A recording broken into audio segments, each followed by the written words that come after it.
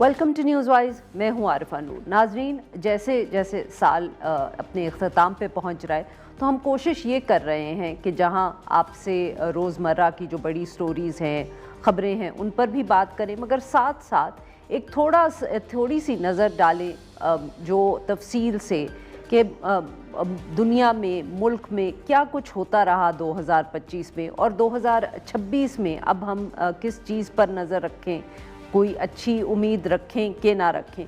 तो इसी हवाले से आज हम तफसील से बात करेंगे जो बैनुल अक़वामी सियासत की सूरत हाल रही है, अमेरिका से लेकर चीन तक, क्या हुआ क्या नहीं हुआ, और क्या हमें अब 2026 में एक्सपेक्ट करना चाहिए। ऑब्वियसली ये एक ऐसा साल रहा जिसमें हमने, मेरे ख़्याल में, बैनुल अक़वामी अगर सियासत की बात करें तो बहुत से बड़े इवेंट्स हुए। शुरू हुआ किस्सा तो सदर डोनाल्ड ट्रंप जो थे वो अपनी जो दूसरी टर्म थी उसके लिए वो जीते अमेरिका में। उसके फ़ौरन बाद ही हमने बहुत सी तब्दीलियाँ देखी, जिस तरह का उन्होंने रवैया इख्तियार किया अपने दोस्तों के साथ, जिस तरह का रवैया उन्होंने इख्तियार किया अपने दुश्मनों के साथ, या जो रिवायती दोस्त और दुश्मन अमेरिका के रहे हैं। उसके साथ साथ टैरिफ्स का इशू बहुत बड़ा रहा, जिससे पूरी दुनिया की जो मईशत है उस पर फ़र्क पड़ा। अभी ये समझने की कोशिश ही कर रहे थे कि पाकिस्तान और भारत के दरमियान हमने एक लिमिटेड कॉन्फ्लिक्ट देखा। वो कॉन्फ्लिक्ट जिस तरह शुरू हुआ और जिस तरह उसका भी एक तरीके से इख्तिताम हुआ, वो भी बहुत चौंका देने वाला था। उसके बाद पाकिस्तान का जो किरदार था सारी दुनिया में, वो किस तरह तब्दील हुआ या उसको देखा गया, that is a big story of 2026। मगर अगर हम बात करें तो सबकी तवज्जो सबसे ज़्यादा 2025 में अगर कहीं रही तो वो मिडल ईस्ट पर रही। एक तरफ गज़ा में जो हमने जुल्म व सितम देखे वो एक तरफ थे, उसके बाद जो कोशिशें की गई अमेरिका की तरफ से और बाकी ममालिक की तरफ से कि ये जंग बंदी हो, वहाँ जो हमले हो रहे हैं वो रुकें, एक तरह से वहाँ हमने कोई प्रोग्रेस भी देखा। जंग बंदी का ऐलान भी हुआ, ये भी कहा गया कि अब मामलात आगे जाएंगे, मगर जो फ़लस्तीनी थे उनकी जो परेशानियाँ थी उनमें कमी कोई ख़ास नहीं आई। आज भी उनके ऊपर हमले हो रहे हैं, मुख्तलिफ़ तरीके से हो रहे हैं। आज भी रोज़ हम उठते हैं तो हमें मालूम होता है कि कितने फ़लस्तीनी जो हैं वो शहीद किए गए। और सर्दी के इस मौसम में जिस तरह वो रह रहे हैं और जो उनकी मुसीबतें हैं वो कम होती हुई ना नज़र आ रही हैं, और ना लग रहा है कि ये जो जंग बंदी हुई थी और उसके बाद जो पीस प्लान का ऐलान हुआ था उस पर कोई बहुत ज़्यादा हमें प्रोग्रेस होती हुई नज़र आ रही है। बट ऑब्वियसली मिडल ईस्ट में और भी बहुत सी डेवलपमेंट्स रहीं इसके साथ साथ, उन सब पर भी बात करेंगे, चाहे वो डिफेंस पैक्ट रहा, चाहे सीरिया में जो तब्दीली रही, ईरान के साथ जो इज़राइल और अमेरिका की जंग रही, बहुत एक सारी सूरत हाल ही तब्दील हुई है।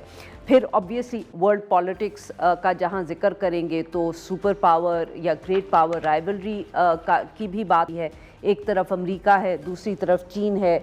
मईशत में जो तब्दीलियाँ आईं, इसके साथ साथ यहाँ क्या होगा, अमेरिका के जो ताल्लुकात हैं यूरोपियन यूनियन से, रशिया से, यूरोपियन यूनियन पे, यूरोप पे इसका क्या असर पड़ेगा। बहुत सी थीम्स हैं, बहुत से इश्यूज़ हैं, और हमारे पास आज मौजूद हैं डॉक्टर आदिल नजम साहब। वैसे तो ये किसी तारुफ के मोहताज नहीं, आप इनको देखते रहे होंगे, टीवी शोज़ पे भी आते हैं, तज्जिया भी करते हैं, एनालिसिस भी करते हैं, चाहे वो वर्ल्ड पॉलिटिक्स हो या क्लाइमेट हो।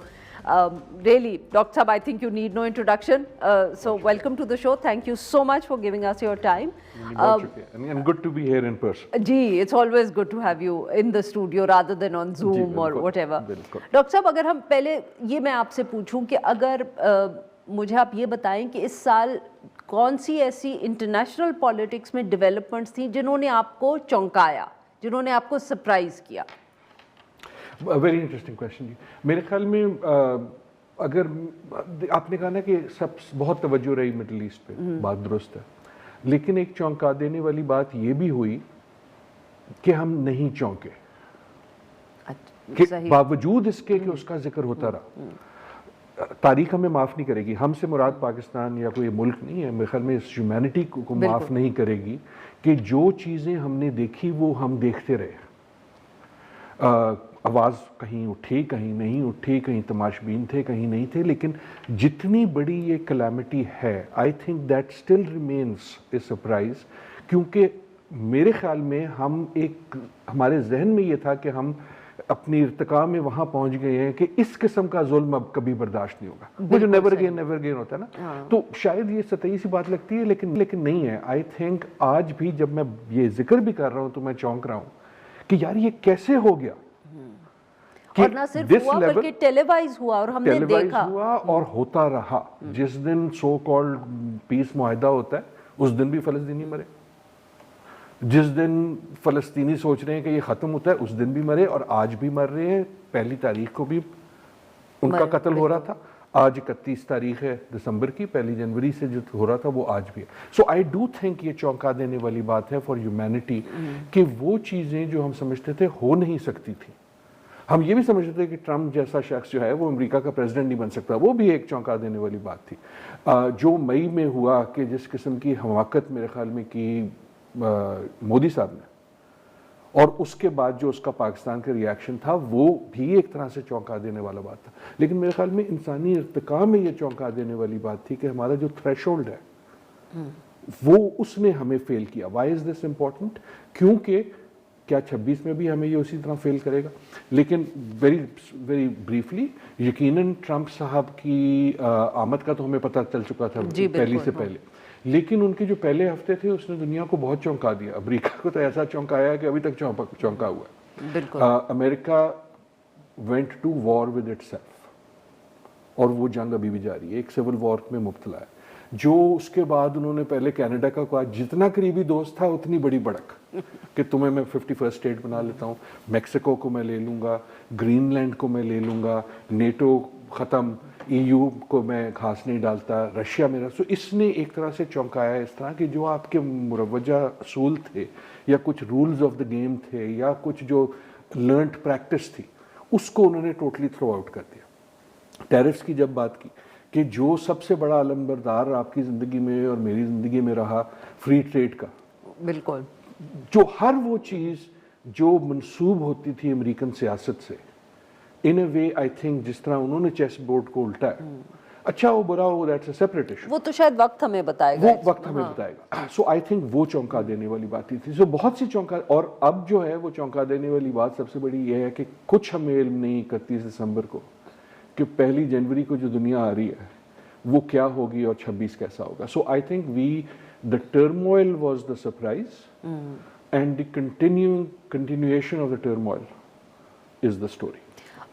کنٹینویشن آف دا ٹرموائل کی جب آپ بات کرتے ہیں, آپ کو لگتا ہے کہ یہ سب, چاہے ہم امریکہ کے تعلقات روایتی جو دوست تھے یا روایتی جو اتحادی تھے ان کے ساتھ, چاہے مڈل ایسٹ میں جتنا ٹرموائل ہم نے دیکھا, چاہے اب سب کانٹیننٹ کی بات کر لیں, یو تھنک یہ ٹرموائل ہر طرف ہی رہے گا because the world order is changing, اور لفظ ہے انگ, یہ کہنا غلط ہوگا, ہیز چینجڈ. ہم انتظار اس میں ہے نا کہ جب چینج ہو جائے گا تو پھر تو ہمیں پتہ لگ جائے نا کون چودھری ہے اور ہم نے کس سے بات کرنی ہے اور کس سے مسکرانا ہے اور کس پہ گنانا ہے. لیکن وہ جو چینجنگ ہے وہ ہمیں تذبذب میں رکھتا ہے, نہ صرف تذبذب میں رکھتا ہے, ہمیں کمفرٹیبلنس میں رکھتا ہے. لیکن آپ یہ سوچیں نا کہ کون سی ایسی سٹوری ہے جو 25 میں شروع ہوئی یا اہم تھی اور آج 31 تاریخ کو ختم ہو چکی. اچھا ڈاکٹر صاحب, جہاں ہم چینجنگ ورلڈ آرڈر کی اور خاص طور پہ جیسے اس کے اندر امریکہ کا as a D stabilising force جو رول رہا ہے, دوسری طرف جو ہم چین کو اتنی اہمیت دیتے تھے ایز اے ایمرجنگ پاور, وہ تو لگا کہ جیسے جس کو انگریزی میں کہتے ہیں نا, it stayed in the shadows for 2025. کیا یہ کہنا صحیح ہوگا؟ ایکچولی ایکسلنٹ پوائنٹ, میرے خیال میں صحیح ہوگا. اور میرا اپنا اندازہ یہ ہے, چین کو کوئی نہیں ریڈ کر سکتا چین کے علاوہ, رائٹ, 5000 سال کی سویلائزیشن ہو تو یہی کمال ہوتا ہے. میرا اپنا اندازہ یہ ہے, لیکن ازمپشن یہ ہے یا انالیسس یہ ہے کہ دیٹ واز اسٹریٹجک, اور شاید چین کو بھی اس کو قیمت دینی پڑے کہ چین ایک طرح سے اس نے ابو دا ہول فرے کہ تم سارے لڑتے رہو, ساری چیزیں ہوتی رہے, تم لوگ کمزور ہوتے رہو. دیکھیں ایک تو اسٹریٹجک لاجیکل ہے نا کہ جو رائزنگ پاور ہوگی اس کی کوشش یہ ہے کہ جتنی دیر تک میں پنگوں سے دور رہوں میری تو اسٹرینتھ بڑھتی جائے گی, اور ذمہ داریاں مجھ پہ اور کم باقی ہوں. جو ہیں وہ ڈپلیٹ ہوتے جائیں گے. یہ تاریخ کا ایک ہوا. لیکن میں جو کہہ رہا ہوں کہ اس کی قیمت, میرا جیسا شخص یہ بھی پوچھتا ہے کہ اگر چین آپ جو ہیں وہ دنیا کی اگلی قوت ہیں اور آپ غزہ پہ خاموش رہے, اس سے پہلے یوکرین پہ بھی خاموش رہے, چلو اس کو ہم اسٹریٹجکلی سمجھ لیتے تھے کہ جی رشیا کے ساتھ ایک بیلنسنگ آف پاور ہے, ایک نظر آ رہی ہے. سو آئی تھنک وہ سوال کبھی نہ کبھی پوچھے ضرور جائیں گے. بٹ یو آر رائٹ کہ چین میرے خیال میں ڈیسائیڈڈ کہ ہم جو ہیں ابو دا فرے ہیں اس وقت, اور ہمیں اپنی اس پہ ضائع کرنے کی قوت اس لیے ضرورت نہیں ہے کہ یہ آپس میں لڑ جھگڑ کے جب یہ ڈپلیٹ ہو جائیں گے تو ہم اس پہ وہ اچھا. لیکن that is not true for every thing, that is not true for every thing. اگر ٹرمپ پہ کوئی کھڑا ہوا اس کے خلاف, ٹھیک ہے, وہ انہوں نے پہلی جو پریس کانفرنس کی زیلنسکی کے ساتھ اس کو دفتر بلا کے مہمان کے ساتھ جو کیا, اس کے بعد ایک سگنل ہو گیا. اس کے بعد جو جاتا تھا وہ کہتا تھا جناب آپ بڑے خوبصورت ہیں, آپ سے خوبصورت کوئی آیا ہی نہیں ہے. رائٹ, سب نے سیکھ لیا. کس نے نہیں سیکھا؟ چین نے نہیں سیکھا. ٹرمپ کس کے پاس چل کے گیا؟ چین کے پاس گیا. رائٹ. سو ہم کبھی, یاد ہے آپ کو ایک زمانہ تھا کہ ہم کہتے تھے جی امریکہ سے فون نہیں آتا, امریکہ سے فون نہیں آتا. ٹرمپ صاحب جو ہیں وہ مہینوں کہتے رہے کہ یار چین سے فون نہیں آتا. سو ان اے وے چین نے اس خاموشی میں اپنے سٹائل میں یہ ثابت یہ کر دیا کہ I am now an equal or better, جو کسی اور نے کوشش نہیں کی. So yes, quite but not insignificant, certainly not insignificant. بالکل صحیح.